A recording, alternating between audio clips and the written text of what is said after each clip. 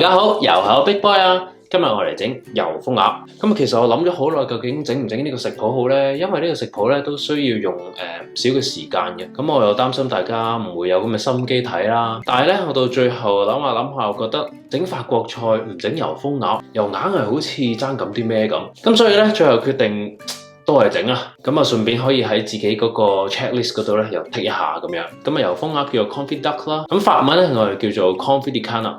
咁啊，唔係 Cafe de Carol 啊 ，Canard 呢個字咧係解做鴨咁解。咁呢個菜式咧就可以追溯翻去咧古時候嘅法國。咁當其時咧雪櫃咧都仲未興起嘅。咁油封呢樣嘢咧就好明顯係一個用嚟保存食物嘅方法啦。當時咧法國嘅農民咧就會用一啲鹽啊、香草啊、香料啊等等咧就嚟醃嗰啲鴨腿啦。跟然之後咧就會將呢個鴨腿咧擺喺一個嘅鴨油入邊，之後咧再將佢擺喺一個好微嘅火上邊啦。咁啊慢慢煮佢，咁煮好咗之後咧，呢啲鴨咧就會同啲鴨油咧一齊咧就咁擺喺度，跟住一擺咧就可以擺幾個月噶啦。咁因為咧嗰啲鴨油咧會慢慢咁樣凝固啊，所以咧就會變咗咧嗰啲鴨喺入邊咧就封死咗。咁啊油封呢個技術咧就唔係淨係限於鴨嘅，好多其他嘅食材咧都可以用油封嘅。例如我哋可以用豬油咧嚟到油封呢一個嘅豬腩啦，又或者咧用橄欖油咧嚟油封番茄，甚至乎其他蔬菜都得添。咁咧經過油封之後咧，呢啲食材咧嗰個質地咧就會變得非常之嫩滑啦，而且咧嗰個風味咧亦都係會非常之濃郁嘅。咁整油封鴨咧其實真係唔難嘅，只不過需要啲時間嘅啫。所以咧你只要需要將嗰個時間咧安排得妥當嘅話咧，其實整油封鴨咧係一個幾容易駕馭嘅菜式嚟嘅。咁正正係因為需要用較多嘅時間啦，所以咧我會建議大家咧一整咧就可以整多少少，就唔係淨係整2隻鴨髀咁少。咁今次咧我就會整6隻啦。咁如果你2個人食嘅話，基本上咧可以分3餐嚟食噶啦。咁啊油封鴨咧主要可以分為3個部分啦。咁第一個部分咧就係醃鴨，咁啊大概醃佢咧4至6個鐘左右。咁呢個期間咧其實你冇嘢需要做嘅。跟住第二個部分咧就係將佢油封啦。咁油封咧一般最理想個溫度咧係喺100度以下嘅。咁我喺藍帶又或者係喺餐廳翻工做呢個油封鴨咧，一般係會用80幾度啦，就焗佢8個鐘。冇錯係8個鐘。冷靜啲。唔好撳走條片住，咁因為咧考慮到呢個係一個家庭嘅版本啦，咁所以我打算用120度就焗佢2至3個鐘左右，咁就完成噶啦。出到嚟嗰個肉質咧依然係非常之 OK 嘅。大家可以放心。咁第3個部分咧就係煮埋其他嘅配菜啦。咁啊，今次咧我就會用翻之前嘅一個食譜，就係呢個千層薯塊去做其中一個嘅配菜啦。之後咧我就會配搭一個嘅車厘子紅酒醬汁。咁啊，因為而家澳洲嘅車厘子嘅當造啦，咁我相信香港都應該有好多車厘子賣嘅，係咪？咁咧鴨咧配啲梅啊，又或者係車厘子啊呢一類嘅水果咧就會非常之夾嘅。好啦，咁整之前咧記得 subscribe Big Boy Recipe 呢個 channel 啊。如果唔想錯過任何美食，就記得撳著埋側邊嘅鐘仔啦。另外，如果想參考我更加多嘅食譜咧，歡迎瀏覽 bigboyrecipe.com， 上邊咧就會有超過300個食譜咧俾你慢慢睇。咁我哋長話短說，立即開始整油封鴨。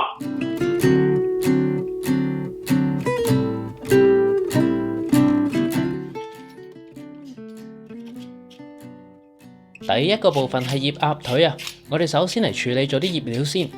我會用一個橙嘅皮削晒啲皮出嚟，盡量唔好批到白色嘅部分，然後切成絲。香草方面呢，我會用百里香，拎晒啲葉出嚟。另外我雪櫃呢仲整咗2條 rosemary， 所以呢我擺埋入嚟。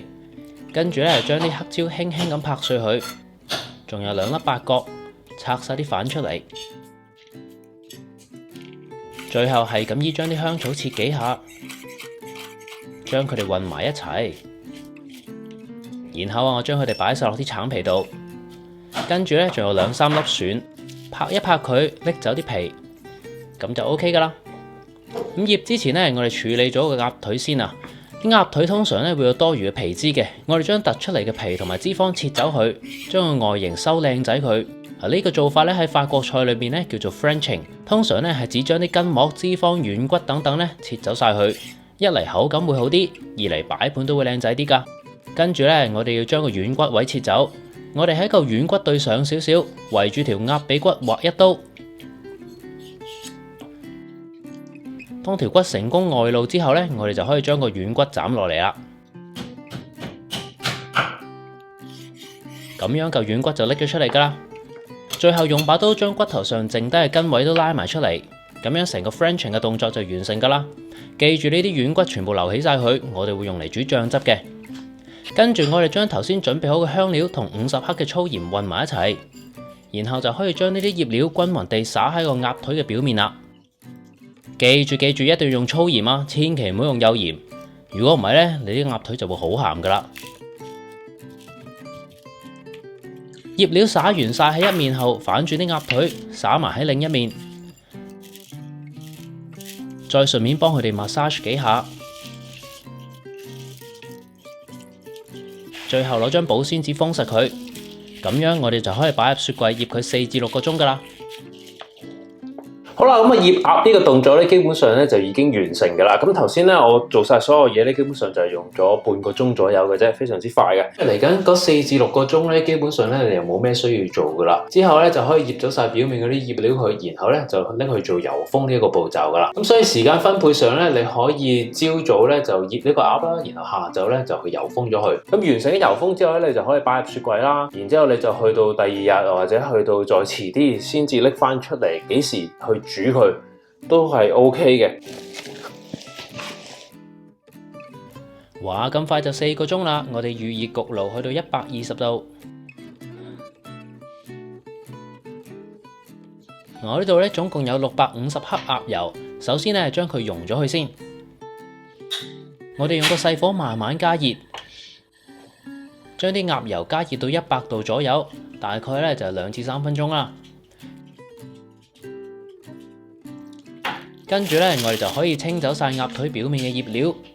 咁有啲人咧就會用廚房紙就咁抹走啲醃料嘅，但我試過就覺得比較鹹，所以咧我會用水沖走晒佢。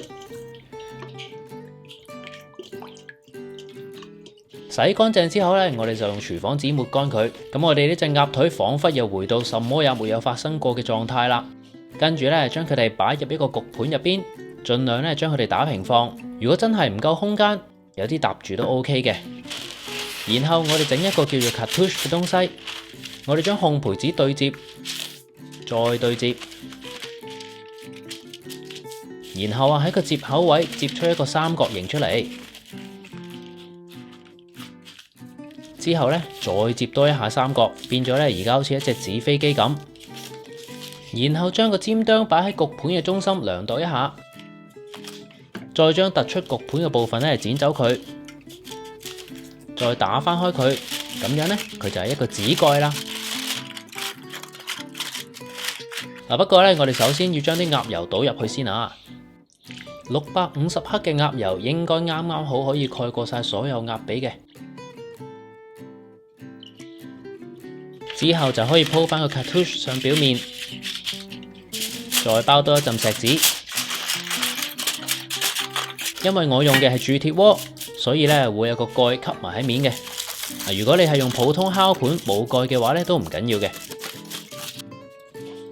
跟住就可以擺入焗爐，用120度，我會焗佢3個鐘。哇，咁快就3個鐘啦，係時候檢查一下我嘅鴨髀啦。要知道啲鴨髀煮得夠唔夠呢？方法好簡單，就係試下將佢嘅上髀骨拎出嚟。如果好輕易就可以將呢條骨拉到出嚟嘅話呢，就表示佢嘅肉質已經去到一個極度鬆化嘅狀態啦。咁樣你嘅油封鴨就完成㗎啦。咁呢條骨呢，我哋可以留起佢，一陣呢擺埋落去醬汁嗰度一齊煮。一睇嘅樣就知佢非常飽滿，非常嫩滑啊！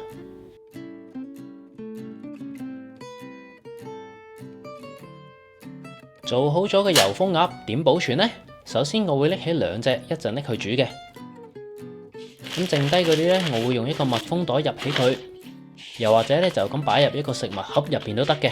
純粹我自己覺得呢，一包包咁樣儲存呢，就比較慳位啲。入好晒之後呢，我哋畢幾羹鴨油入去，之後呢，我就會抽真空。如果你用食物盒呢，就梗係唔需要啦。然後就可以擺入雪櫃或者冰箱。咁樣當鴨油凝固咗之後呢，佢就會輕輕咁包住鴨腿嘅表面，咁樣呢，就可以保存一段較長嘅時間啦。至於剩低嘅鴨油，我哋過一過篩，你會見到底下有啲沉積物嘅，嗰啲係鴨嘅湯汁嚟嘅。我哋呢將呢個鴨油雪一晚，去到第二日，你就會見到鴨汁同鴨油好分明咁樣分開凝固咗，然後你就可以將表面嘅嗰層鴨油咧刮晒出嚟，再用食物盒或者保鮮袋儲存起佢。底下呢一層鴨湯汁咧，我會留起少少，一陣用嚟煮醬汁嘅。至於啲鴨油，你可以擺喺雪櫃或者冰箱，下次咧再拎嚟整油封鴨，又或者咧用嚟煮其他嘢都得嘅。最後我哋完成埋個菜式佢啊，我呢度咧已經準備好晒所有材料啦。首先咧就係之前留起咗嘅鴨軟骨，同埋咧有啲鴨嘅湯汁。然後咧有啲雞高湯，大家可以參考翻之前嘅影片睇翻雞高湯嘅做法。另外有啲切碎咗嘅紅葱頭，大部分咧我會拎嚟煮醬汁嘅，但係會留翻少少用嚟炒菠菜。仲有件千層薯塊，詳細做法大家都可以參考翻之前嘅影片。跟住咧有啲菠菜、紅酒同埋蜜糖，同埋我已經去咗核嘅車厘子。咁 in case 有人唔知道粒核應該點去法，所以好快咁喺度示範一下。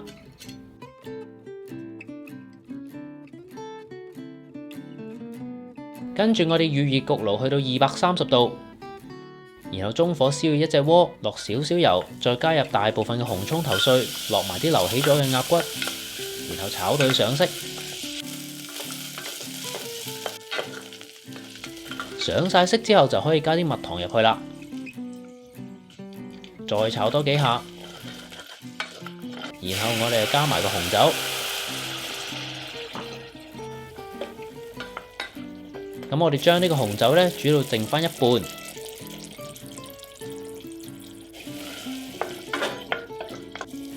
呢個時候咧就可以加埋留起咗嘅鴨汁，順手落埋雞高湯落去，滾起咗之後咧，我哋就可以轉細火，大約煮佢20分鐘，煮到呢個汁咧剩翻一半啊。期間如果有油脂浮面嘅話，通通撇走晒佢。跟住就到鴨腿啦。煮呢個鴨腿咧有2個方法，第一就係就咁擺喺平底鑊上面煎香個皮，不過唔好處就係有啲位咧未必可以煎得咁脆嘅，所以今次咧我會用焗嘅方法，咁樣成塊皮咧就會變得金黃香脆啦。不過首先我哋要喺烤盤加啲熱水，咁樣焗嘅時候，下邊嘅鴨肉咧就可以俾蒸氣一路蒸住，焗完出嚟咧嗰個肉就唔會太乾噶啦。最後我哋用少少錫紙包住個骨位。等佢焗完出嚟咧，嚿骨唔會變做黑炭咁嘅樣啊！咁樣就可以擺入焗爐，用230度焗佢20分鐘啦。汁又煮緊，鴨又焗緊，係時候做埋其他配菜。千層薯塊嘅做法同之前影片一樣，我哋將6面都煎到金黃，咁就 OK 啦。之後炒埋個菠菜去，落埋剩低嘅紅葱頭碎。一擺咗啲菠菜入去之後咧，就立即快炒，炒佢10至20秒，咁樣就可以拎起佢噶啦。記住用張廚房紙印走晒啲水分喎。最後翻嚟我哋嘅醬汁，醬汁煮到剩翻一半，呢個時候就可以隔晒啲渣去啦。跟住倒翻入去一個乾淨嘅鍋入面，開個細火繼續煮。呢個時候加埋車厘子入去，煮到醬汁變成濃稠，咁就 OK 噶啦。因為頭先加嘅鴨湯汁已經有鹹味啊，所以咧呢度我冇加任何鹽嘅。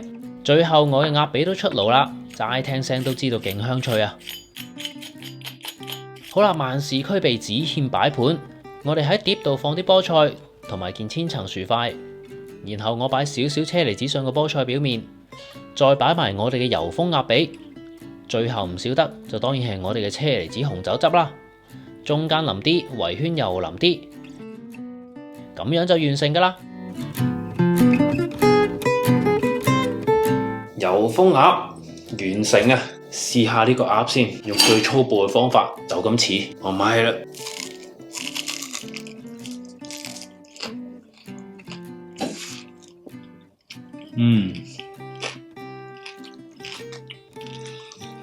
個皮好脆啊！因為最後我哋咁樣焗佢20分鐘咧，將嗰個皮下嘅嗰個油脂咧都逼晒出嚟，咁變咗個皮咧非常之脆。好多法國餐廳佢哋油封完再去煮翻俾客人嘅時候咧，佢哋好少會係擺入焗爐嗰度焗，多數咧都係會就咁喺個平底鑊上面煎翻香嗰個皮就算噶啦。好處咧就係入邊嘅肉咧係會比較嫩啲嘅，但係唔好處就係咧嗰個皮咧，佢會煎得冇咁平均，咁但係如果焗嘅話咧，就成個你見到成個皮咧都係可以變到非常之金黃。咁大家記得焗或者煎之前咧，個上臂骨都去咗咁啊掉埋落嗰個汁度一齊煮，咁食起上嚟咧就會好方便。菜加埋當造嘅車厘子，好滿足，個汁都非常之好食啊！有車厘子嘅酸香啦，跟住仲有啲紅酒嘅味道。